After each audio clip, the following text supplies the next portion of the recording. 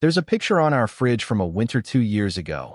Me in a too bright beanie, my wife, Jenna, under 3 scarves, both of us pink-cheeked and smiling while some kind stranger captured our attempt at a self-timer. I've left it there out of habit, the same way I still double knot my shoes. When friends come over, they say the usual things. You two look good together. What a great coat. You always find the fun. I nod. It's easier to nod than to explain that pictures are smoke. They show you something true and also hide the draft in the room. If you asked me, before all of this, what our marriage looked like, I would have said it was practical with flashes of kindness. We paid bills on time. We remembered birthdays. We cut the bad parts off strawberries and ate the rest. That was the kind of love we felt manageable with. We were not the couple who made out in hallways. We were the couple who compared grocery list apps. If there was an issue, I chalked it up to the season, busy at work, her new project, my mother's doctor calls. How do you tell the difference between a slump and a slide? You don't. Not until you're suddenly holding onto the railing and it's gone slick under your hands. I'll admit something I don't like admitting. For months, I made myself smaller around Jenna's stress.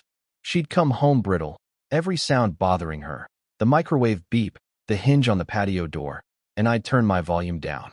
I'd say, "Want tea?" She'd say, "I just need a minute." And then a minute would be an hour. I thought that was care. Maybe it was. Maybe it was also me avoiding a harder conversation about how our minutes were turning into a routine. I could have pushed. I didn't. I thought love was an economy where you saved up calm for when it was needed most. Jenna's sister, Clare, has a way of filling space. She's one of those people who walks into a room carrying 3 things and hands you 2 of them because she trusts you to hold them while she finds a vase. We've always gotten along.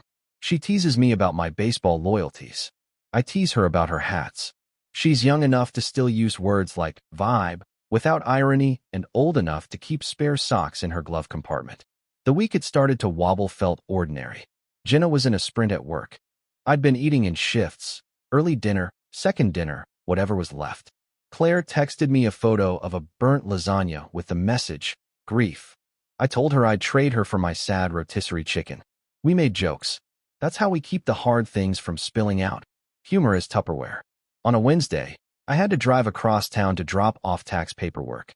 I passed Jenna's office, glanced up at her windows like I sometimes do, and thought, there's my life, stacked neatly, floor to floor.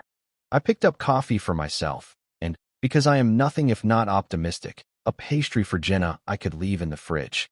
She likes the almond ones better than I do. When I got home, Claire was on our stoop holding a casserole dish I didn't remember loaning her. "I'm returning your dish," she said. "It's not yours, but I'm returning it." "Great," I said. "We can keep it like a stray cat." Claire laughed. "You busy?" "Barely," I said, and we stood in the kitchen long enough to feel like we were either avoiding something or the day had no edges. We talked about the usual, her apartment noise, a new coffee place where the baristas don't smirk, Jenna's project, and how it was turning her into a night owl. Claire opened her mouth twice like she was going to ask me something, and then didn't. I asked if she wanted tea. She said yes, then no, then yes. She sat on the counter like she always has, swinging her heels. "You and Jenna doing anything this weekend?" she asked, too breezy. "Maybe a movie," I said. She mentioned a movie. "Right," Claire said. She looked at the floor, then at me. "That's right. I should have noticed that. I should have placed it beside other small oddities. Jenna taking calls in the bedroom with the door mostly shut. Jenna mentioning a coworker named Mark like he'd been in our lives since college. A perfume that wasn't hers lingering on her coat, but maybe it was a sample station. Maybe is a generous word. It keeps you from saying no. Claire stayed for 10 minutes more and then stood up like a choreographed move. "I gotta run," she said, grabbing the not our casserole dish and immediately forgetting it again on the table. At the door she turned. "Hey," she said. "You're good, right?" "I think so," I said. "Why?" "Just checking," she said, and left fast enough that her scarf snagged on the doorknob, and she had to do the little backward hop to free it. That afternoon, I answered emails with the focus of a person who does not want to look up. The pastry sat on the counter under its little paper tent. Jenna texted at 5. "Late. Don't wait up." I thumbed back a thumbs up like a stranger. Every married person eventually learns the tiny ways you can avoid saying, okay. At 6:15, my phone buzzed again. "Claire." The message read, Parked 2 blocks away on Pine. Don't use valet. He's there already. Room 417. I'll keep Jay talking if you need more time.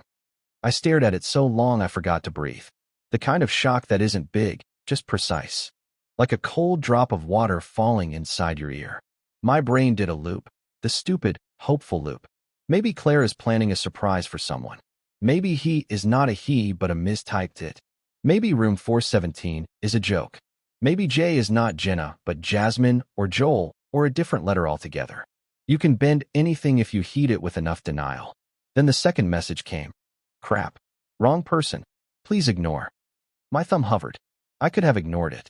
I could have decided, in that single swinging moment, to be the person who lets a draft pass through and tells himself it was only the house settling. Instead, I called her. She picked up on the first ring. Hi, she said, bright, as if we were talking about the lasagna again. Claire, I said, trying for neutral, missing. What's room 417? There was a sound, something between a sigh and the noise you make when you open a too tight jar. Oh, she said. Oh no, I meant to. To who?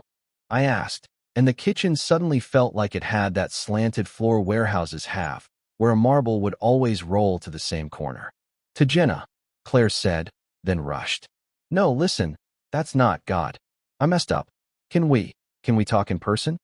Claire, I said, quietly, because anger would have been a relief and I didn't have it.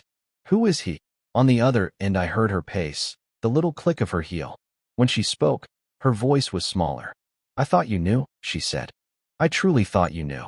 Tell me, I said, and my own voice sounded like someone else's, flat, as if the emotion had been boxed and labeled in a future room I hadn't reached yet.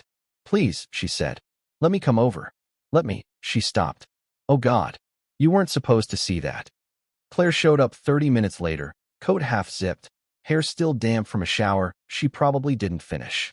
She stepped inside, eyes darting, as if she expected me to throw something. I didn't. I just motioned to the chair. Tell me, I said again. She sat, twisted her hands together. I didn't mean for you to find out like this. You mean you didn't mean for me to find out at all? I said. Her eyes met mine, guilty and defensive all at once. It's been a while. Longer than you think. I thought maybe you already knew and just didn't want to say it. The thing about being blindsided is your mind scrambles to find familiar ground, a place to stand. I tried to picture a while. Was it weeks? Months? Was she sleeping beside me while also? Claire must have read my face. Since February, she said. They meet at that hotel. Room 417 is kind of their thing. Her words hit like flat stones. No sharp pain, just thuds, one after another. And you've been covering for her? I asked. Claire winced. Not covering. Trying to manage. I thought if I could keep her in check, she might stop before it got worse. I wanted to laugh at the phrase before it got worse. As if there's a neat scale for betrayal. As if the difference between worse and already enough to destroy you is anything but academic. Why now? I asked. Because she's supposed to meet him again Friday, Claire said quietly. And she shook her head. I can't keep lying for her. The room felt different after that. Heavier. Like the air itself was deciding which side it was on. I thanked her. Strange thing to say, but it came out anyway. She asked if I was okay. I said yes, though the truth was I didn't feel anything close to okay. Not yet. That night, I didn't confront Jenna. I didn't rage. I sat on the couch long after midnight, scrolling through our old photos, watching her smile in places I couldn't place anymore. I thought about how you can share a life with someone and still be utterly in the dark about where they go when you're not looking. The next morning, Jenna breezed into the kitchen in workout gear, kissed the top of my head like it was just another Thursday, and said she'd be late that night. I said okay, with a voice so even I almost fooled myself. But in my head, a plan was already forming. Not a vindictive plan, not yet. Just a need for the truth, raw and undeniable. I spent that afternoon going through phone records, then digging further. Claire had been right. Room 417 appeared more than once. And so did the same number, again and again. It didn't take long to match it to a name I'd heard before. Mark, the coworker. I didn't storm the hotel. I didn't text her. Instead, I called Claire. I want to invite you both to dinner, I said. There was a pause. Me and Jenna? And Mark, I said. Don't tell her why. Just say you convinced me we should all get together. Make it sound casual. Claire hesitated. And what's your part in this? Mine, I said, is making sure the truth doesn't have anywhere to hide. By Friday, the table was booked, quiet place, soft lighting, no chance of bumping into anyone we knew. I asked for a booth in the corner. I ordered early, so by the time they arrived, I was sipping water and smiling like a man hosting a reunion. Jenna slid in beside me, Clare across, Mark next to her. He gave me that handshake that's more performance than greeting. Jenna did the small talk thing, asking about my week, laughing at nothing. For the first 20 minutes, I let it breathe. We talked about food, movies, the weather. Claire kept glancing at me, probably wondering if I'd lost my nerve. Halfway through the meal, while Jenna was cutting into her salmon, I reached into my jacket pocket and placed my phone on the table. The screen was already lit, open to a folder labeled simply for 17. Inside, timestamps, call logs, and the texts, Claire's messages, Jenna's replies, Mark's side of the conversation. No captions, no commentary, just the facts, sitting between us like a candle nobody wanted to blow out. Jenna froze with her fork halfway up. Mark's jaw tightened. Claire looked from me to her sister, then down at her lap. Thought you might want to see the guest list for all those work nights, I said quietly. They didn't finish their meals. Jenna set her fork down like it weighed 50 pounds. Her eyes locked on the phone screen, scanning just far enough to know it was all real before she pushed it back toward me with the tips of her fingers, as if it might burn her. Where did you? She started, but her voice snagged halfway through the sentence. Does it matter? I asked. You recognize it. That's enough. Mark didn't touch his food. He stared at his plate like he was hoping for a trapdoor. Claire kept her eyes on her water glass, and I could see in her reflection that she was biting the inside of her cheek hard enough to hurt. Jenna leaned back, arms crossed, posture defensive. This is not what you think. Enlighten me, I said, tone still calm. Because from here, it looks like months of lying. Hotels, calls. You telling me you're working late while you're in the same room number often enough they could engrave your initials on the door. Mark finally spoke, voice low. We should probably go. I looked at him. You should, but not before she answers. The thing about silence in a public place is how it feels louder than shouting. I could hear the clink of cutlery from another table, a low laugh from somewhere near the bar. Jenna's breathing had that quick, shallow rhythm I'd only ever seen when she was caught in a lie about something small, like forgetting to pay a bill. Only this wasn't small. She opened her mouth twice before anything came out. It wasn't supposed to. I didn't mean for. I raised a hand. Don't give me the it just happened story. This is patterns, Jenna. This is planning. And the part that's going to stay with me isn't the fact you found someone else. It's that you let me keep loving you without the truth. Claire shifted uncomfortably. I told you, she murmured to her sister. Jenna turned on her. You told him?